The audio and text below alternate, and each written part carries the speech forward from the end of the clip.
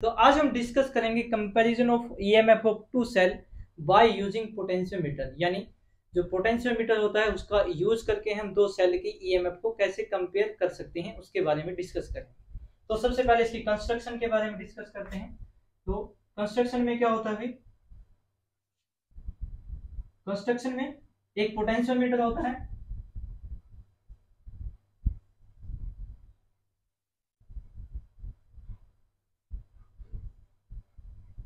जिसमें एक wooden board होगा जिसके ऊपर एक मीटर स्केल लगा होता है, एक 1 मीटर स्केल,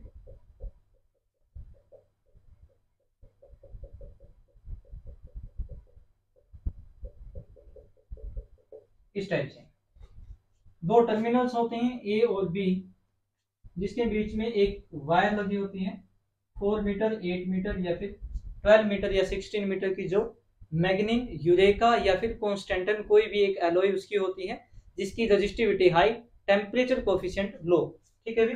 इसके ए टर्मिनल के साथ कनेक्ट होता है बैटरी का पॉजिटिव टर्मिनल, बैटरी का जो नेगेटिव टर्मिनल है वो कनेक्ट होता है एमीटर के साथ, और एमीटर जो कनेक्ट होता है वो कनेक्ट होता है रियोस्टेट के साथ। रियोस्टेट रेजिस्टेंस की वैल्यू कम या ज्यादा करने के लिए। यहाँ पर इसके साथ एक की जुड़ी होती है के, और ये जो दूसरा एंड है ये कनेक्ट होता है बी के साथ। की जो है सर्किट को ऑन ऑफ करने के लिए। इस ए टर्मिनल के साथ कनेक्ट होते हैं दो सेल। एक सेल होता है जिसकी ईएमएफ मान लेंगे E1 है, एक सेल होता है जिसकी ईएमएफ मान लेंगे E2 है, और ये कनेक्ट होते हैं गैल्वेनोमीटर के साथ विथ टू कीज। दो की लगी होती हैं, एक की ऊपर लगी होगी, एक की नीचे लगी होगी। यहाँ पर गैल्वेनोमीटर कनेक्ट होगा और गैल्वेनोमीटर के साथ कनेक्ट होगी जो जिसको मोस्टली जे से लिखा जाता है। ठीक है भाई। तो ये इसकी कंस्ट्रक्शन। अब क्या करते हैं इसकी वर्किंग में, हमें क्या करना है वर्किंग में। भाई मान लो इस की 1 को ऑन कर देते हैं तो जो दूसरा सेल है वो क्या होगा, डिस्कनेक्ट होगा, पहला कनेक्ट हो जाएगा।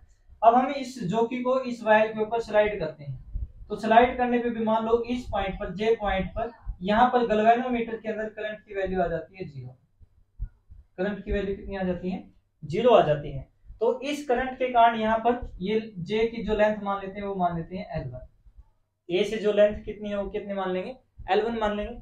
यहाँ पर इस जे पॉइंट पर गैल्वेनोमीटर के अंदर करंट कितना आ जाता है 0। तो यहाँ पर जो पोटेंशियल डिफरेंस अगर हम निकाले तो वो वैल्यू कितनी होगी, KL1 के बराबर होगी इस करंट के कारण। ठीक है भाई। अब ये KL1 वैल्यू अगर E1 के बराबर हो जाए तो गैल्वेनोमीटर के अंदर करंट की वैल्यू क्या हो जाती है, 0 हो जाती है। ठीक है। तो ऐसे ही हम इस पे स्लाइड करके एक पॉइंट निकालेंगे जहां पर गैल्वेनोमीटर के अंदर करंट की वैल्यू क्या हो जाएगी, 0 हो जाएगी। तो उस केस में ये जो E1 की वैल्यू किसके बराबर हो जाएगी, KL1 के बराबर हो जाएगी। तो इसको लिखेंगे जो E1 है वो किसके बराबर हो जाएगा, KL1 के बराबर हो जाएगा। इसको इक्वेशन नंबर 1 मान लेंगे। अब हम क्या करते हैं, इस जो पहली की है इसको ऑफ कर देंगे, सेकंड की जो है इसको ऑन कर देंगे। पहली की को ऑफ कर देंगे, दूसरी को ऑन कर देंगे। अब ये सेल डिस्कनेक्टेड है, ये कनेक्टेड है, तो इसमें से करंट फ्लो करेगा।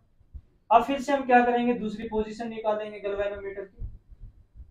जैसे मान लो ये आ जाती है J डैश, जहां पर गैल्वेनोमीटर के अंदर करंट कितना हो जाता है, 0 हो जाता है। इस लेंथ को मान लेते हैं L2, और यहाँ पर पोटेंशियल कितना हो जाएगा, KL2।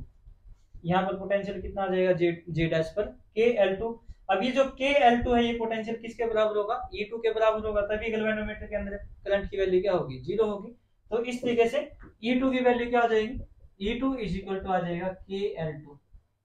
ये इक्वेशन नंबर 2। अब इक्वेशन 1 को 2 से डिवाइड करेंगे तो लिखेंगे, यहाँ पर लिख देंगे इक्वेशन 1 को डिवाइड बाय 2। तो E1 by E2 is equal to क्या आ जाएगा, KL1 बाय KL2। K से K कैंसिल हो जाएगा, और E1 by E2 is equal to आ जाएगा L1 बाय L2। तो इस तरीके से हम दो सेल की ईएमएफ को आपस में कंपेयर कर सकते हैं, उनकी रेशो निकाल सकते हैं। तो ये था आज का हमारा topic, comparison of EMF of two cell by using potentiometer. आसान सा टॉपिक है, कंप्यूटर उसमें बोर्ड के एग्जाम में जो है 5 मार्क्स 6 मार्क्स में ये क्वेश्चन पूछे जाते हैं। ठीक है भाई, आसान सा टॉपिक है, इंपॉर्टेंट टॉपिक है। अभी के लिए इतना ही, धन्यवाद।